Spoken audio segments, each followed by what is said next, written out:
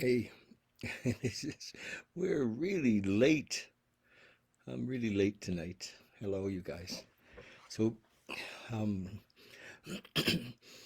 I just had a kind of an inspiration come. I've been reading some books and, you know, looking at the world and from a different perspective a bit. And I wanted to share that often um, I'm very optimistic about life and about the world and the way things are progressing and I know that many of you aren't. As I look around and if we watch the news or talk to people, there's a lot of times that people are very distrusting and afraid. There's a lot of fear around right now, and you know it's the controversy about whether to get a vaccine or not get a vaccine, and people are very entrenched in kind of there's like a divide coming up around that.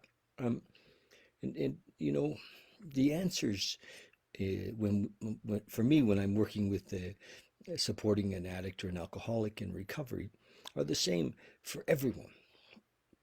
The idea of accepting our neighbor for just the way they are, the idea of you know for everybody to sit quietly and be still and realize that we are all one, and you know coming to hopefully a mature enough space in our lives to recognize that there is nothing's missing, and that owning stuff won't fill the bill.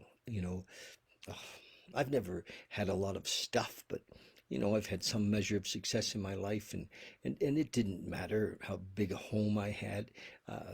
If I was happy, I was happy. If I wasn't, I wasn't, and it wasn't about the stuff I had. Stuff never made me happy.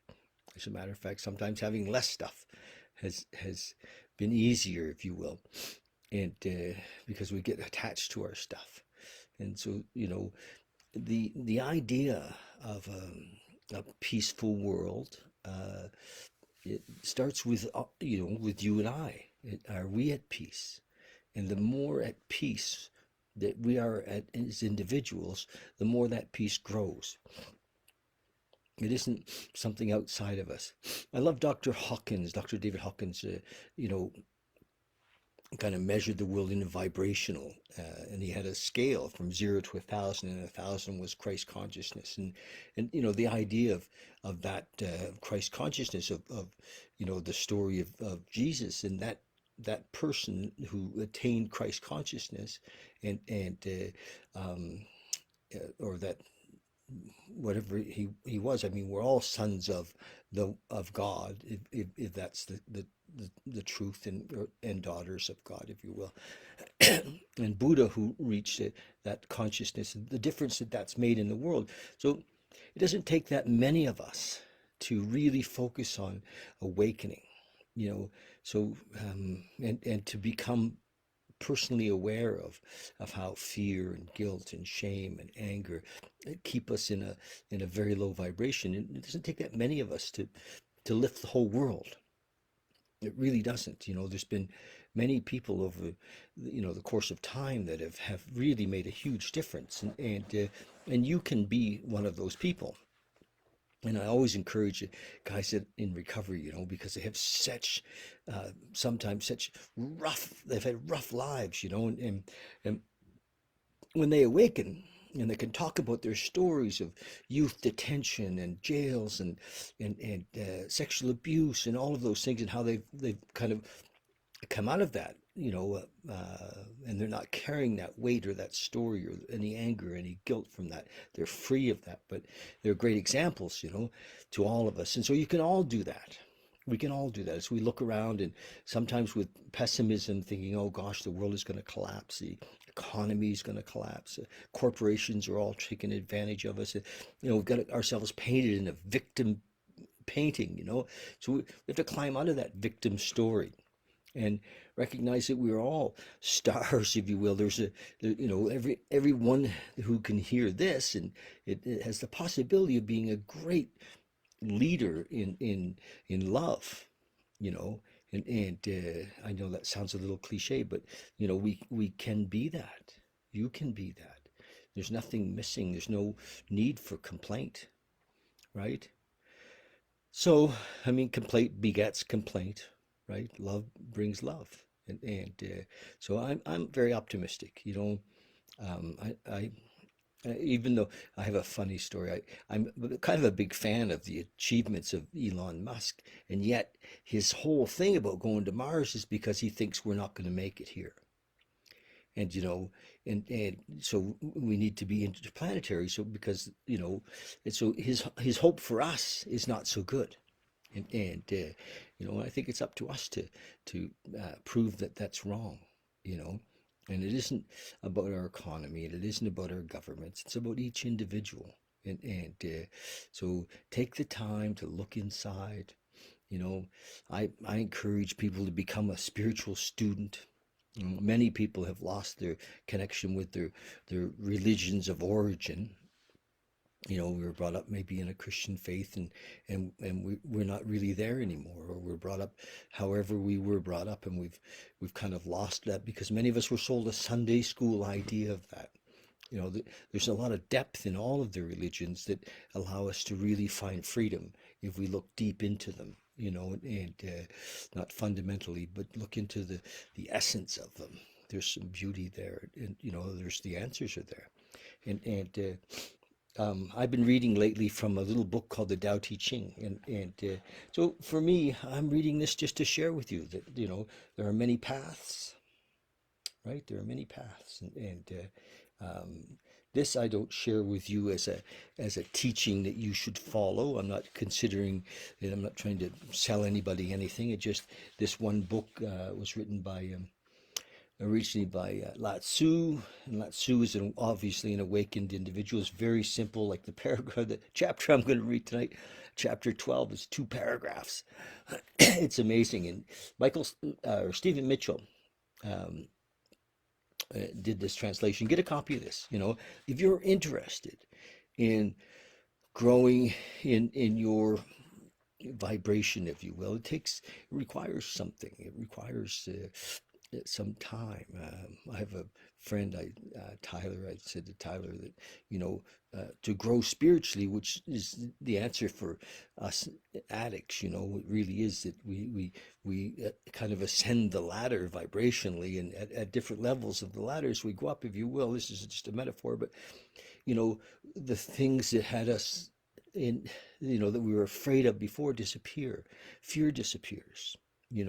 Guilt and shame disappear, and judgment disappears, and so we can't kind of think our way out of that, but we can be lifted above it, and so I think that we all need to become avid spiritual students, make it a part of our daily you know so it's not about knowledge. It's about we drop into this, and it shifts us. It really does. And I'm just going to read this. I may need my glasses. Here we go. Chapter 12, colors, it says, blind the eye. Sounds deafen the ear. Flavors numb the taste. Thoughts weaken the mind. Desires wither the heart. The master observes the world, but trusts his inner vision. He allows things to come and go. His heart is open as the sky. So, love that he allows things to come and go.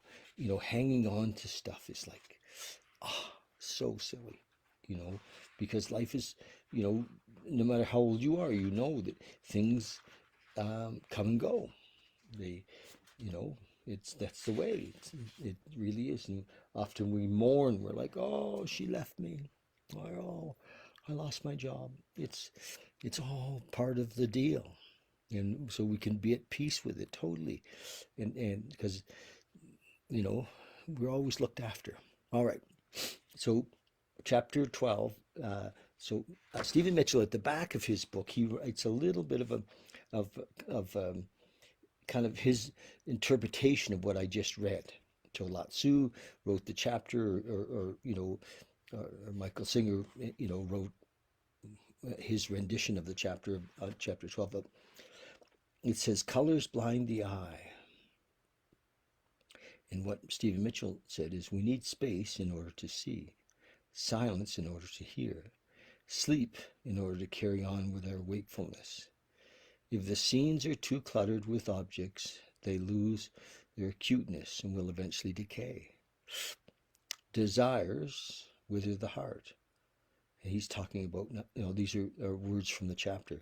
Once it has let go of desires, the heart naturally overflows with love. Like David's cup in Psalm 23. I didn't think he was going to speak of me, but there he is, David's cup. In the Psalms, his inner vision. There is no inside or outside for him. He reflects whatever appears, without judgment. Whether it is a flower or a heap of garbage, a criminal or a saint, whatever happens is all right. He treats his own anger or grief just as he would treat an angry or grieving child, with compassion. I could learn a little more of that. Open as the sky. The sky holds the sun, the moon, the stars, and the clouds, rain, snow, or pure azure, because it doesn't care which of these appear, it has room for them all. Nice. So there it is, Tao Te Ching, chapter 12. So just recognize that wherever we are in the world, whatever's happening, I know we have a tendency to think that we don't make a difference, We're just one little guy or one little gal in the big picture. But we do make a difference, Focus on your own awareness, your own self-realization, make it important, and you lift people up, and the ripple effect goes out. You lift people up. You really will, and it's the gift of this. So nothing else really has any permanence at all.